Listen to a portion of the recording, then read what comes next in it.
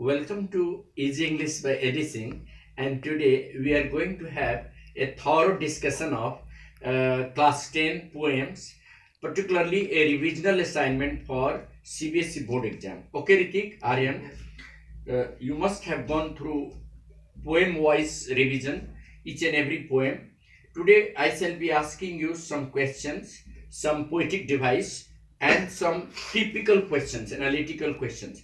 For example, from the very first poem, The Frog and the Nightingale by Bikram said, one question always comes critically that the character of the frog and the nightingale. How are the both the characters, frog and nightingale, contrasting to each other? So, Aryan, your answer. How are the two characters, the frog and the nightingale, contrasting to each other? So the frog is a means what a rude kind of a creature, and he blames he is only the culprit to means for the death of the nightingale, and he thinks that he is the master of nightingale in singing. But nightingale, as she is sweet and melodious, and she is not means what If you go through the thematic aspect of the poem, you'll find that right from the beginning the frog is patronizing, shrewd, and he is dominant. He just doesn't want that any other creature should come into the bog and get influenced by his or her singing. That is the reason why when the nightingale comes and starts singing melodiously and she is being applauded by all the creatures, the frog becomes jealous and he starts planning how to trap her into his evil plan. And we find that the frog eventually traps the nightingale into his evil plan and makes her sing night after night and day after day in the musical concert, isn't it? Eventually he exploits her voice and makes her sing very poorly after a long straining, and eventually leads her to death. This shows that he is cruel, heartless, patronizing, shrewd, and not servile. On the contrary, the nightingale is very servile. She is a melodious singer. She is a real artist. She is applauded by the creatures. She sings for their joy, but she doesn't understand the real intention of the frog, and eventually falls as a victim of the frog's conspiracy and dies. And so we can say that the frog is very, very patronizing, dominant, and shrewd, dual hearted, and the nightingale is servile, gentle. A true artist, Well, another question is always in this chapter, that how is the statement of the frog that your song must be your own becomes ironical in this poem.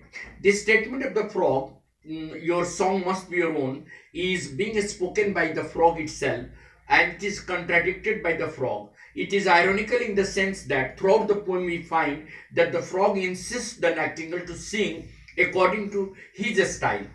He wants that the nightingale should follow the style of the frog. But when she dies in an attempt to pop up her lungs, he just, changes his own statement and contradicts the fact that your song, one song must not be own. And he says that the nightingale should have tried to sing herself in her own voice. She should not have tried to copy the style of the frog singing. So we find that the frog himself contradicts the statement given by him, and he says that he is not responsible for her death. But the fact is that he keeps insisting the nightingale to sing in his own style, and eventually the nightingale tries to pop up her lungs, and in attempt to pop up her lungs she bursts one of her veins and dies. So we just see that the frog is responsible for the death of the nightingale. Now, coming to the line wise explanation, there are certain lines that should be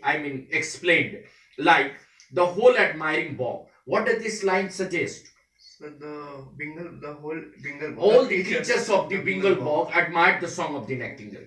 They looked towards the sumach tree, having been fascinated. Rapt means having been fascinated. Well, what are the two qualities of the nightingale that really makes the creature of the Bengal bog lover of her song? Tell me, two qualities. first she was too melodious. She is very melodious. She sings melodiously. Second thing, that she is singing to the test of the creature. Test of the the song that is being sung by the nightingale is loved by the creatures. Loved by the okay. And a solitary loon. Why is the frog being called a solitary loon? Solitary means lonely, only one, and loon means the only creature, single creature. The frog is the only creature who doesn't appreciate the song of the nightingale. Having heard the song of the nightingale, he sits beneath the summer tree and cries in the summer moon. This clearly suggests that the frog is jealous of the nightingale singing. Am I right? Yes, sir. Okay. Bravo, well done. These are the words spoken by the other creatures. They applaud her by saying that, well done, nightingale. You are singing like a great singer. You are a heavenly singer. The nightingale, not in habit of, not used to, quite unused to, not in habit of getting such a huge applause, sang the whole night without a pause. The nightingale was not in habit of getting such a huge applause of the audience, so she sang the whole night without a break, and that really affected her singing. But anyhow, she got a chance to get her voice revived in the night, and once again she sang, and she was a great performer. You know, the frog, just introduced himself saying that he is the frog who is the owner of the summer tree, and he had long been known in the Bengal bog for his beautiful male singing voice. A splendid baritone means beautiful male singing voice. Do you agree with the statement of the frog that he is really a great singer? Do you agree? No, sir. Not at all. He is not at all a great singer. Remember, Ritik. The frog claims that he had been known in the Bengal bog for his beautiful male singing voice. But the fact is that he is a croaker. He is not at all a good singer. Now, hop towards the summer. Yes, I am the frog who owns this tree. In this bog, I have long been known. The frog claims that in the Bengal bog, he has long been known for his beautiful male singing voice. And he also writes for the magazine Bog Trumpet. But the fact is that he is a croaker. He is a croaker. Now come to the next page. Now, not too bad, but far too long. The technique was fine, of course, but it lacked certain force. How did the frog comment upon the song of the nightingale? Yes, Aryan. So then the frog said that it was not too long and not too far, but What is his intention is giving such a comment? so he wants to make him He wants to discourage the nightingale. Discourage. Actually, he is very, ill-hearted. He doesn't want to digest the appreciation of the other creatures. So he put a comment in a negative way. He said that her song was very good, but it was not too bad. It means it was bad. It was far too long. She sang a very long song. The technique, of course, was fine. The style of frog singing, nightingale singing was of course good, but it lacked certain emotion. Force means emotion. Eventually, he intends to discourage the nightingale by giving such a comment. It lacked a certain force. Here, force means emotion. Nightingale was an emotional singer. She lacked, no emotion. She was singing with full emotion. Even though then the frog commented in such a way, clearly suggests that the frog has an intention of doing away, spoiling her musical supremacy. Yes, Aryan. Yes. What is the purpose of the frog giving such a comment? The purpose of the frog giving such a comment is to discourage the nightingale. Well, the nightingale confessed, greatly flattered. The nightingale is little bit prone to influence. She got influenced by the comment given by the frog, and she took it positively. She just thought that the critic like frog is appreciating her song. Certainly she is a great, singer. And so she came under the influence of the frog's comment and called the frog a critic of such a great art. He said that such a great artist like frog, she said that such a great artist like frog is singing and talking about my voice. I am really privileged. So she came under the influence of the frog. I don't think the song is divine.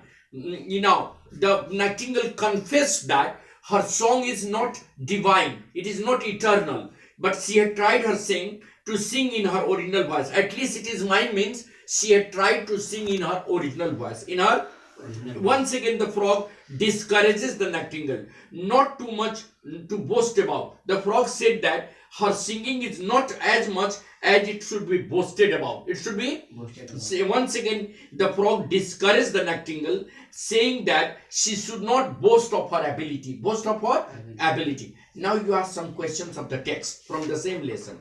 Yeah, text. Ask question one by one. Not these questions are here are questions in the second part. Yeah, questions are there.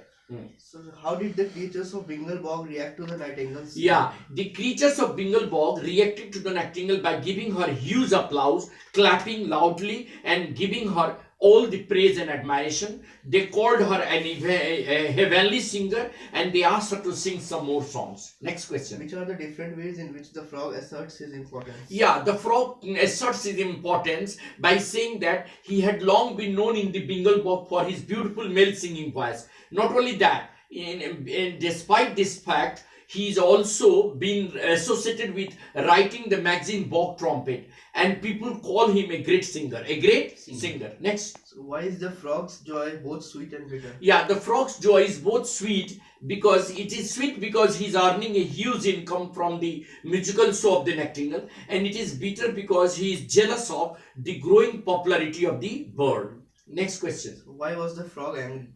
The frog became angry when the nightingale failed to attract more and more audience, because that really affected the collection at the ticket office, and it fell down, crashed suddenly. So, having been a failure in attracting huge audience, the nightingale became a trouble for the frog, and therefore he got angry and he started scolding her. Next question. So how did the frog become the unrivaled king of the Yeah, bog? having been successful in getting rid of the nightingale, his rival, through his evil plan, the frog once again became an unrivaled king of the bog and sang his foghorn once again. Completed? Yes, sir. Some more questions? So bring out the irony in the frog statement. Your That song I have is- explained. Next. So, do you think the nightingale is brainless? No, the nightingale is not at all brainless. Though she can be called little bit prone to influence, but she has brain. She sings better. She is very innocent. She is servile. She sings and attracts the audience. She is a true artist. But the only mistake that the nightingale committed was that she came under the influence of the frog and accepted the agreement that she will sing in the musical concert, and she didn't read out the real intention of the frog, resulting into her death. So we can say that in nutshell, we can say that the nightingale was very servile, very gentle, and like a true artist, she served the audience. But the only thing was that she became the victim of the frog's conspiracy. And the last one question. So do you agree with the frog's inference on the nightingale's character? Give reasons for that. No, we do not agree with the frog inference of the nightingale character. Actually, the nightingale is, of course, a very good artist. She's a great singer. She's a melodious singer. The only thing that the nightingale can be held responsible is that she is unable to read out the intention of the frog, who really wants to get rid of her and spoil her musical supremacy. So we can say that the frog intended to show that he was superior, but the fact was that the nightingale was a great singer. Was it? Great singer. Thank you very much, and I am sure the discussion on this topic will help the examinees go through the quick revision of this lesson. Similarly, we'll take up some other lessons of the poem next day, or we'll discuss some other lessons. Thank you. Have a good luck for the coming exam. Thank you very much.